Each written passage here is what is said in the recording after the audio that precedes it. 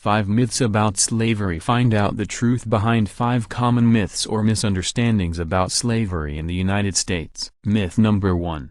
There were Irish slaves in the American colonies. As historian and public librarian Liam Hogan has written, there is unanimous agreement, based on overwhelming evidence, that the Irish were never subjected to perpetual, hereditary slavery in the colonies, based on notions of race. The enduring myth of Irish slavery, which most often surfaces today in service of Irish nationalist and white supremacist causes, has roots in the 17th and 18th centuries, when Irish laborers were derogatorily called "you white slaves." The phrase would later be employed as propaganda by the slave-owning South about the industrialized North, along with false claims that life was far harder for immigrant factory workers than for slaves. What's the truth? Large numbers of indentured servants did indeed emigrate from Ireland to the British colonies of North America, where they provided a cheap labor force for planters and merchants eager to exploit it. Though most crossed the Atlantic willingly,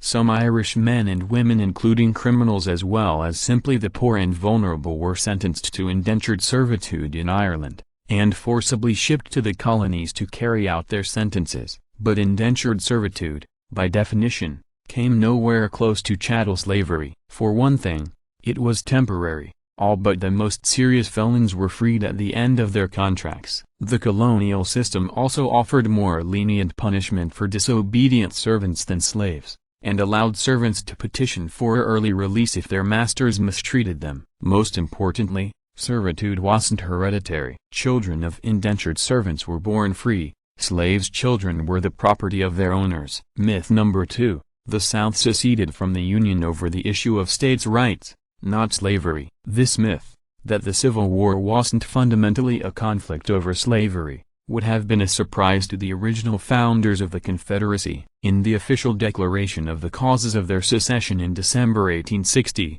South Carolina's delegates cited increasing hostility on the part of the non-slave-holding states to the institution of slavery. According to them, the Northern interference with the return of fugitive slaves was violating their constitutional obligations. They also complained that some states in New England tolerated abolitionist societies and allowed black men to vote. As James W. Law Owen, author of "Oh Lies My Teacher Told Me" and "Oh the Confederate and Neo-Confederate Reader," wrote in the Washington Post, in fact, Confederates opposed states' rights, that is, the right of Northern states not to support slavery. The idea that the war was somehow not about slavery but about the issue of states' rights was perpetuated by later generations anxious to redefine their ancestors' sacrifices as a noble protection of the Southern way of life. At the time, however, Southerners had no problem claiming the protection of slavery as the cause of their break with the Union and the Civil War that followed. Myth number 3.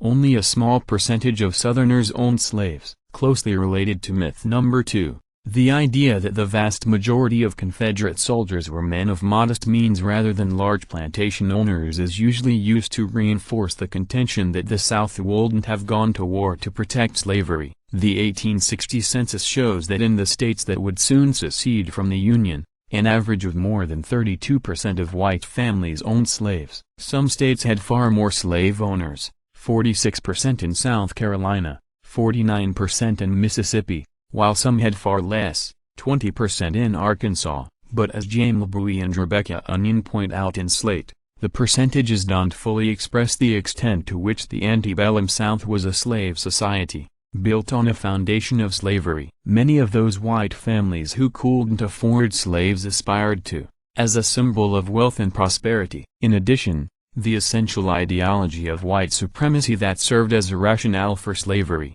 made it extremely difficult and terrifying for white Southerners to imagine life alongside a black majority population that was not in bondage. In this way, many non-slave-owning Confederates went to war to protect not only slavery, but to preserve the foundation of the only way of life they knew. Myth number 4, the Union went to war to end slavery. On the Northern side, the rose-colored myth of the Civil War is that the blue-clad Union soldiers and their brave, doomed leader, Abraham Lincoln, were fighting to free the slaves. They weren't, at least not initially. They were fighting to hold the nation together. Lincoln was known to personally oppose slavery, which is why the South seceded after his election in 1860, but his chief goal was preserving the Union. In August 1862, he famously wrote to the New York Tribune, "Oh, if I could save the Union without freeing any slave, I would do it, and if I could save it by freeing all the slaves, I would do it, and if I could save it by freeing some and leaving others alone,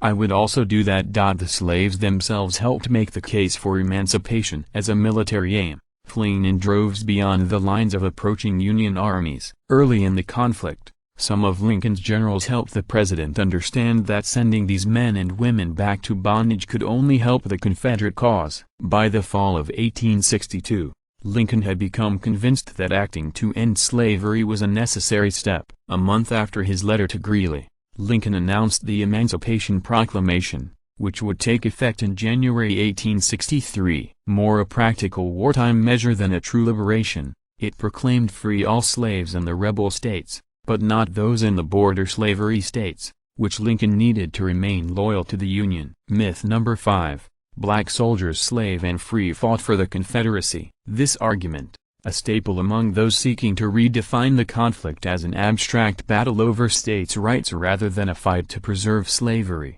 does not hold up. White officers in the Confederacy did indeed bring slaves to the front during the Civil War, where they cooked, cleaned and performed other labors for the officers and their regiments, but there's no evidence to suggest that significant numbers of black soldiers fought under the Confederate banner against Union soldiers. In fact, until March 1865, Confederate Army policy specifically prohibited blacks from serving as soldiers. Some Confederate officers wanted to enlist slaves earlier. Gen. Patrick Cleburne proposed enlisting African American soldiers early in 1864, but Jefferson Davis rejected the suggestion and ordered it never to be discussed again. Finally, in the last weeks of the conflict, the Confederate government gave in to Gen. Robert E. Lee's desperate plea for more men, allowing slaves to enlist in exchange for some kind of post-war freedom. A small number signed up for training, but there is no evidence they saw action before the war's end. Watch the groundbreaking series Reimagined. Watch Roots now on History.